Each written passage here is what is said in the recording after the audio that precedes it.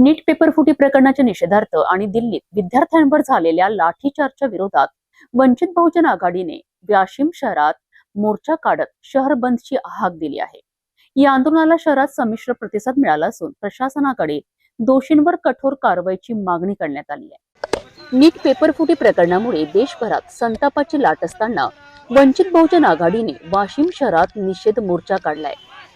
दिल्लीमध्ये आंदोलन करणाऱ्या विद्यार्थ्यांवर झालेल्या लाठीचार्जचाही या मोर्चातून तीव्र निषेध करण्यात आला।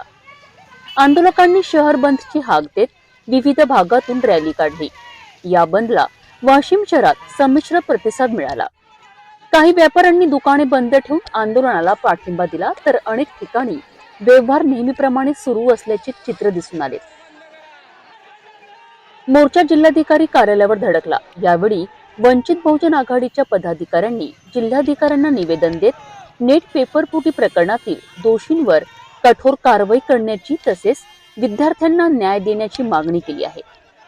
कायदा आणि सुव्यवस्था अबाधित राहावी याकरिता वाशिम शहरातील प्रमुख चौक आणि संवेदनशील ठिकाणी मोठा पोलीस बंदोबस्त तैनात करण्यात आला होता।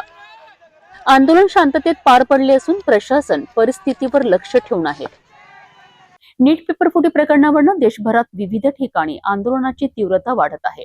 वाशिम मध्येही वंचित बहुजन आघाडीने मोर्चा काढत विद्यार्थ्यांच्या न्यायासाठी आवाज उठवला आहे।